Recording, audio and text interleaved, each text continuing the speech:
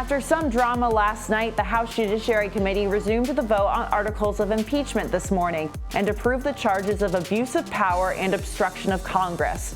So what's next?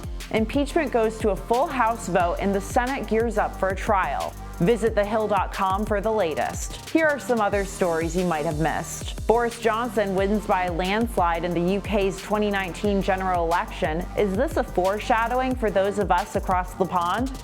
There finally may be some progress being made on the US-China trade front. We're going to break it down with you. And former First Lady Michelle Obama has some words of wisdom for climate activist Greta Thunberg.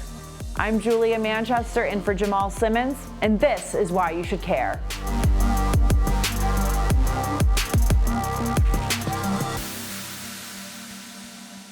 If you've been following the news from across the pond, you know that the UK's general election ended in a landslide victory for the Conservative Party, led by Boris Johnson against the Labour Party.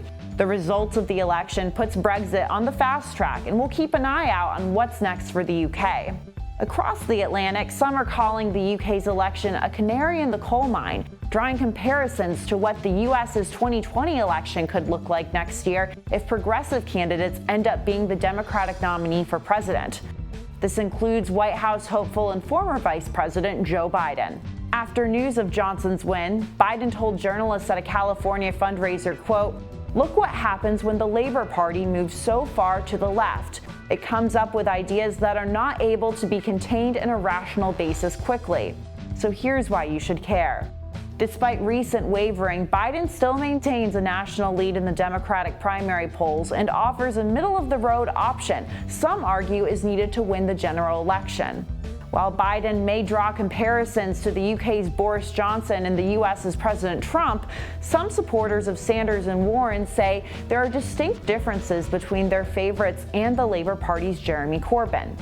Brexit loomed heavily over the UK's election, and pundits argue that Corbyn did not offer a clear position on the issue, which could have been what cost him at the ballot box. Is Britain's election a foreshadowing we should pay attention to, or a different case entirely? Let us know what you think in the comments.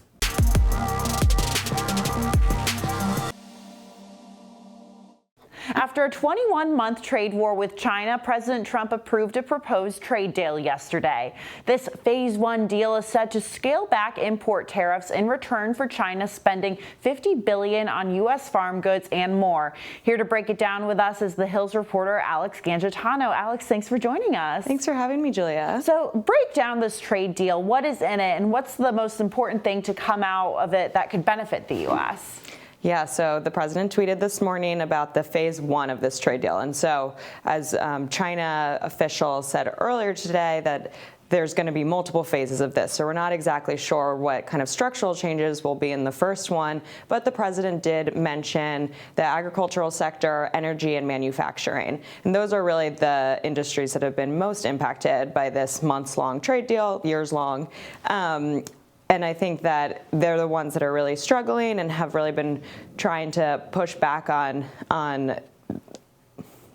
these losses that are affecting their industries. And so that would be huge for farmers and for manufacturers if they actually can get some relief. And there's been this ongoing tension between the U.S. and China, obviously, throughout this trade war, with President Trump kind of in a war of words with Chinese President Xi Jinping. How does this impact that relationship between the U.S. and China? I mean, does this drastically make things better, or is it more of just a stepping stone to a better relationship? Right. I think it will be interesting to see if President Trump uses this as kind of a win of, I stood up to China, I didn't cave, and until now they reached a deal and we were able to negotiate it.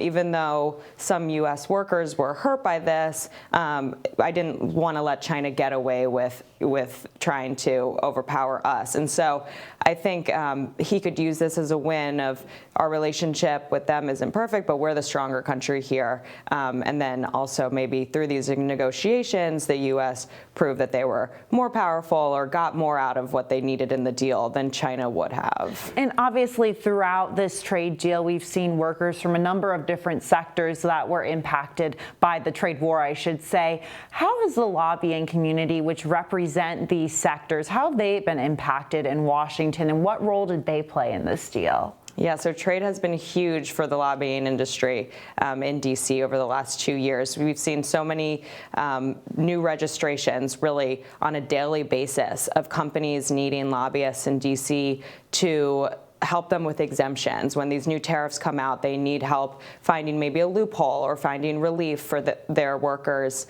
And we've seen so many trade experts even coming off the Hill to work in the private sector or to work in the lobbying sector because they really know how to navigate these policies. And so it's been really big for individual lobbyists. It's also been big for big associations, the Chamber of Commerce, the National Association of Manufacturing, the Business Roundtable. They've all been very active in trying to figure out when a deal can be made and when this trade war can end. And speaking of lobbyists, you came out with a very big list earlier this week detailing the Hill's top lobbyists in Washington, D.C. Who made the cut? Well, it's a very big list, as you mentioned. It is. So the way that the list is broken down is there's corporate lobbyists, and so that's everybody from the insurance industry, different energy sectors, business sectors, banks, really run the gamut there. And then there's hired guns, which are lobbyists that work at lobbying shops and law firms. And a lot of those are the people that we've seen really get hired for figuring out these trade policies for companies.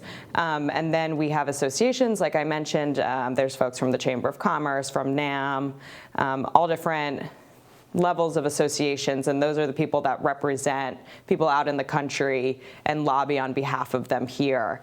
And then some grassroots people, so labor unions and folks like that who might not even be registered lobbyists but are usually on the Hill regularly advocating for what their members need. Absolutely. Well, thank you so much for breaking it all down for us, Alex. Thanks for having me.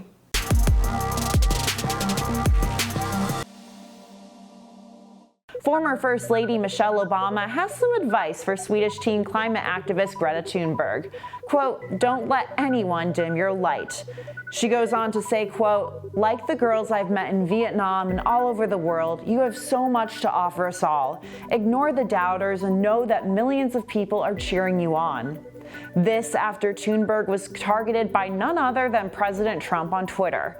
After Time magazine chose Thunberg as its 2019 Person of the Year for her work in climate change activism, Trump took to Twitter to air his grievances.